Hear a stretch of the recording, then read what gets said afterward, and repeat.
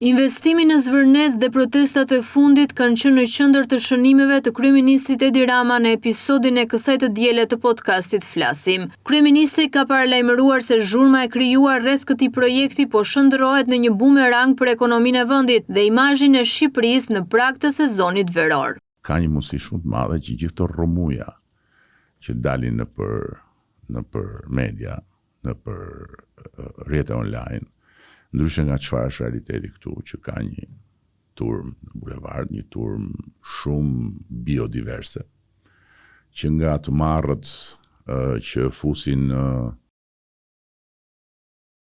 rrethin katror dhe pastaj i quajnë rrethin katror, tek lloj-lloj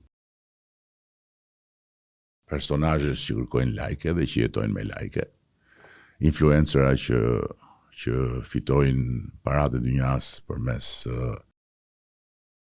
rrjeteve sociale dhe spaguajnë një kokërleku taks.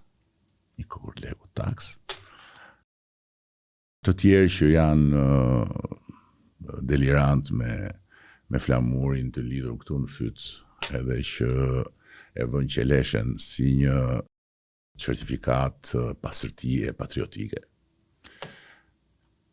Të tjerë që janë realisht shqetësuar, vajzat e djemë që duan të shfrynë pakënaqësitë e tyre, e të tjerë, është një turm normale. S'ka si problem.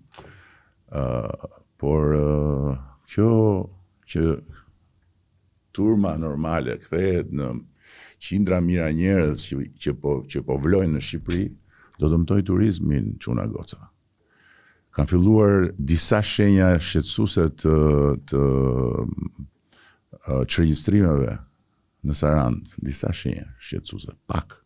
Por para se të bëhet trend, që të fillojnë ata që kanë prenotuar për të ardhur, pra për të sjellë ato para që do të shkojnë tek bizneset e vogla, që do shkojnë tek familjet që mezi e presin këtë sezon,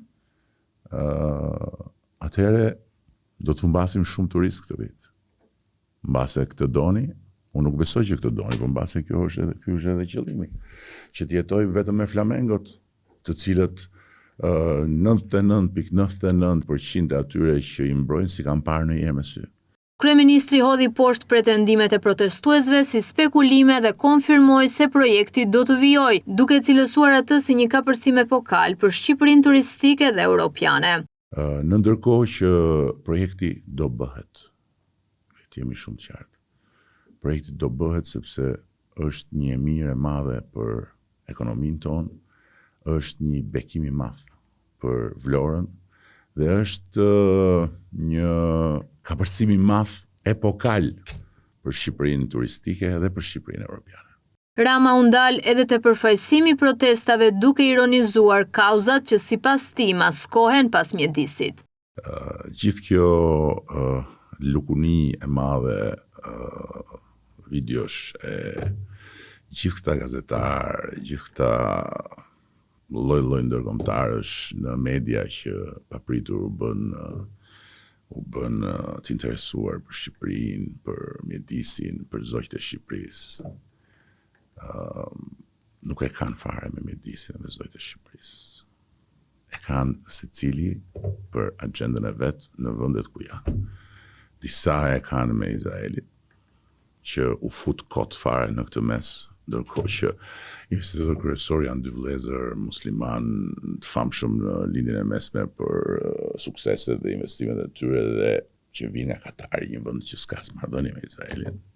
Disa tjerë kanë kundër presidentit Amerikës, të cilin gjysma e duan, gjysma e urrejnë, dhe ndaj të cilit mediat dhe të gjitha sistemet online turren për çdo gjë. Disa tjerë kanë se nuk duan që Shqipëria ta ketë këtë projekt. Janë konkurrentë normal, të vinë 4 miliard në Shqipëri dhe me këto emra Shqipëria bëhet një pikë referimi si asnjëherë më parë dhe si asnjëherë më pas në rast se ne humbim këtë mundësi. Duke garantuar standardet e larta të ndërtimit, kreu i qeverisë hodhi poshtë çdo aludim për dëmtim të zonës së mbrojtur nga investitorët ndërkombëtar. Të jesh komplet i papërqendruar që të besosh se ata njerëz janë bashkuar bashkë, ata bashkë investitorë që mund të shkojnë kudo në botë dhe që kanë bërë plot gjëra nëpër botë, të krijojnë këtë ushtri të madhe njerëzish ëndrimtar edhe ambicioz për të ardhur dhe për të vrarë flamengot. Duhet të jesh komplet i papërqendruar që ta hash këtë lloj flamengoje. Kështu mendoj unë. Gjithsesi, siç thash, i kemi të qarta punët në demokraci, disa zgjidhen për të punuar, disa punojnë për të zgjedhur, disa të tjerë as punojnë as zgjidhen, por protestojnë, disa punojnë, protestojnë, punojnë, disa të tjerë nuk dinë as vetë se ç'a kërkojnë. Është liri, është demokraci.